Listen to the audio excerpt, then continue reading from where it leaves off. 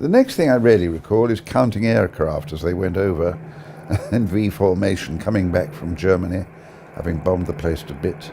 And you could count the planes that had been shot out of the sky by looking at the V formations. And that's how I learned to count. It wasn't until years later that I discovered I was counting dead people.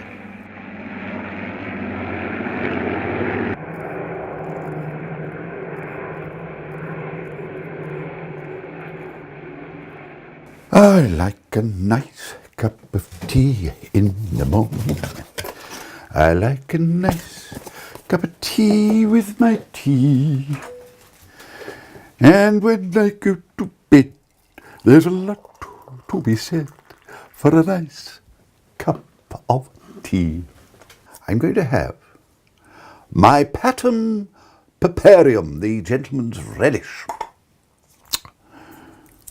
which I first discovered in Fortnum and Mason's. I saw Liberace buying it. I thought if it's good enough for him, it's good enough for me. I shall go upstairs in a minute and have a shave. That's how I start my day. Always keep a clean front. I'm an actor. Bruce Montague is my name. And if you're of a certain age, you might remember a television sitcom called Butterflies, in which I spent 5 years chasing Wendy Craig and being a very unsuccessful lover. Story of my life, really. Now, I don't have any ambition to do Shakespeare anymore. What I would like is to complete one really good novel. Now I've matured enough in age to be able to write and make money out of it. I've got a couple of books out already. Catch That Tiger, which I wrote with a friend of mine. He's now dead, unfortunately, Noel Botham. Catch That Tiger. And then more recently there's been a book called The Royal Useless Book of Information. Totally useless, but quite amusing. I didn't do at all well at school. In fact, I did very badly. I don't think I got any GCEs or anything. And I went off to work in a building site, Clacton. And somebody I was working with, I was digging trenches or something, and somebody said, "You look like an actor called Lawrence Harvey." I made it my business to have a look at him. And I had a sort of superficial resemblance to him. So I went back to my English teacher, who had been an actor before the war, and I said, "How do I become an actor?" And he said, "Well, you've got to go to a drama school, I suppose." So he sort of coached me into getting to RAD at the Royal Academy of Dramatic Art.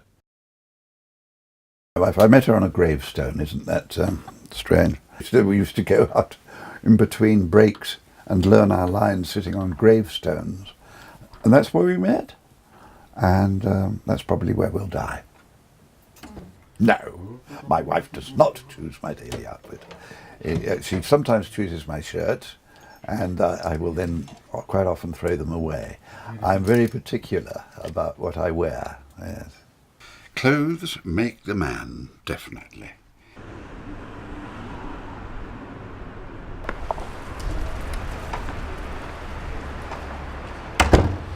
Always go out every morning as if this is going to be the great day of your life, and treat it as if it's going to be the great day, the one day that's going to be wonderful for you. And one day it will be. I have had a happy marriage, but of course there have been rough patches.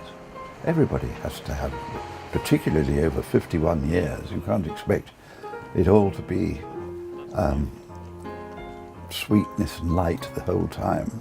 But when you're old, I think every little romantic gesture helps. I'd never been in a bus until I came to Brighton, basically because I just don't know where to get off. No, I've never had my own chauffeur.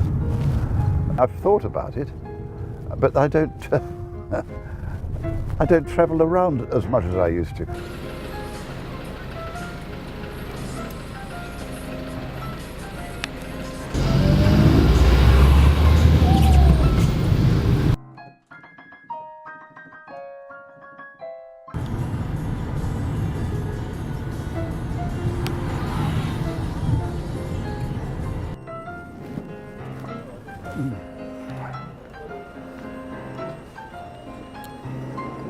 It's one of the first theatres I've ever worked in, and that's going back to the very early, probably 1960, 61, something like that.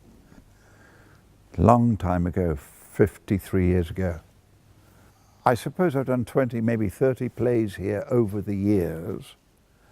I've got many happy memories here, not only of the plays, but the people with whom I was working. It does give you the feeling that we're all obviously here for a very short time, make the best of it.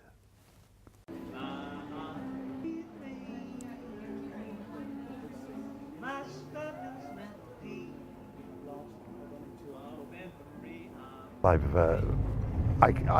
dragged myself up from nowhere, an autodidactic existence. I've read everything I can to try and improve myself. Everything about me is false in that sense. This isn't my real accent. And I made a pretty good living for myself. Now, Montague isn't my real name. I mean, I have no idea what my real name is because I don't know who my parents are.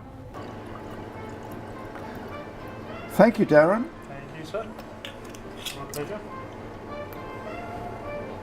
Yes, I'm looking at all these dead actors hanging on the walls. I've worked with nearly all of them. But I think with all of them, I think I probably killed them. Oh, yes, I know them all. Horrible, isn't it? Chairs. Yes, I totally believe in fate. I don't think you can fight what's preordained. Whatever's going to happen is going to happen. It's there, it's written down. I don't think, you do what you do, and you do what you can, but it's preordained.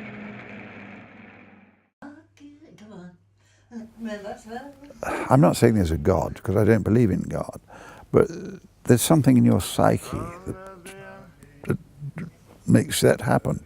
In a way, you can't change your life because you don't know what's to change, do you? It just is there. That was my grandmother. It's coming back. 30 years of fucking. 30 fucking years. And all the men and women, lesbian and queer.